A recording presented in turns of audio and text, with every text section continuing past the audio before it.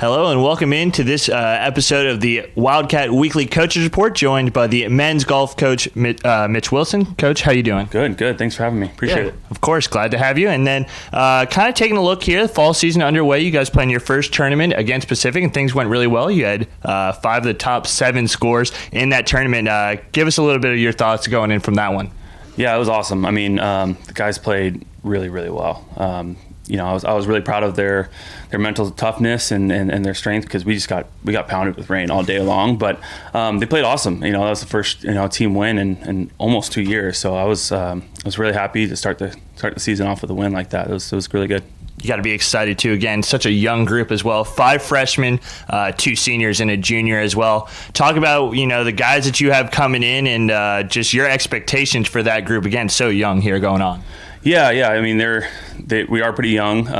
It's just we were on the hunt looking for guys that wanted to come in and compete right away. And we got pretty lucky with 5 of them. It's kind of a toss up between them all. They come out every week and they're battling, and that's the exciting part is they're pushing each other. So our goal is to make competition and practice the hardest part of their week. So that's kind of where we're at right now. Yeah. Cool. And then again, you have those 2 senior leaders as well, Matt McClure and Walter Sherry. And just tell us what they've done to kind of help that group and help you as a coach.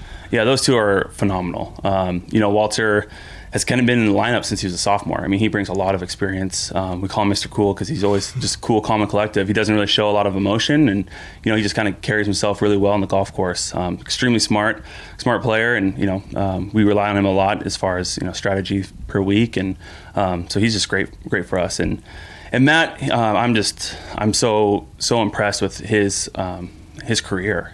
He played behind a couple pretty tough senior groups, so he really didn't get in the lineup till last year as a junior.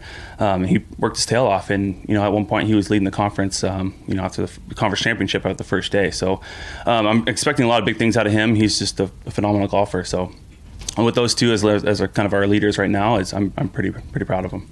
So then you also have a transfer coming in Eli Waltermeyer, and just tell us a little bit about him, a guy that didn't really strictly focus on golf until his sophomore year of high school. So kind of comes in from a community college, and what are you expecting out of him, and what have you seen so far?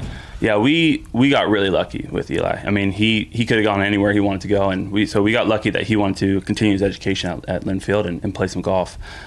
He's someone also has a ton of experience. I mean, he's played since he was a freshman at the collegiate level and has over 20 tournament rounds under his belt, and he's just someone who kind of came in as a leader from the get-go, and that's kind of what we wanted from him, and a lot of the young guys have kind of drawn to him as that. So like I said, we got really lucky with him. He's just a phenomenal young man, and I'm really excited to see his career kind of take off here at Linfield. So yeah, that's really exciting too. And now kind of just going into those freshmen as well. Player that won the tournament really for you guys, Carson Linville, a freshman, was very impressive, as well as Aaron Abraham finished there in the top 5 as well. Give us your thoughts on this incoming freshman class, who have already shown that they're a pretty talented group already. Yeah. Well, yeah, and this freshman class is awesome. Like I said, we when talking with them and trying to recruit them, we wanted guys that were not going to shy away from competition. And we see that a lot with freshmen who just kind of take the back seat and let the kind of the upperclassmen take the reins. But we wanted guys that were going to come in and kind of push them around a little bit, and they've done that. Carson's a phenomenal golfer. I really think if it was dry and sunny out, he probably would have went a lot lower. But we got lucky with him as well, and I'm really excited to see where he kind of takes his golf career. And Aaron, he just exceeded expectations. We kind of just told him just to kind of ride it out, get his feet wet a little bit, but he turned it on pretty early and put the pressure on the guys in his group, and we're pretty proud of him. Yeah, it was great. So then kind of going with that, you talked about how you want that competition and practice every week. Do you expect a kind of rotation of a couple guys coming in and out of your top 5, or do you think this will be kind of a set group here, at least for the time being? There'll definitely be a rotation. I think that's the biggest difference between golf and a lot of sports is those 5 guys are competing for their spots every week. Usually on Wednesdays, we qualify each week, and so no spots guaranteed. Right now we actually just, after last night, we have a new rotation. So I'm pretty excited just kind of see where guys kind of fall into place, and they just know they got to put their heads down and work hard, because every week is going to be a chance for them to be representing Linfield. So pretty excited for that. And as well, now you talked about it a little bit. The weather wasn't exactly ideal for you guys last week, but that's something you have to deal with playing the Pacific Northwest and playing golf. At least on the bright side, you have a lot of guys that have kind of played in this weather before. Do you guys do anything particularly in practice, or is there any way that you can kind of deal with those weather conditions, try to get yourself ready to go? Yeah, a lot of it's just, these guys are used to playing in the Northwest. You're going to play in the mud, you're going to play in the rain, and so that's the big thing is we try to find guys who've been used to that.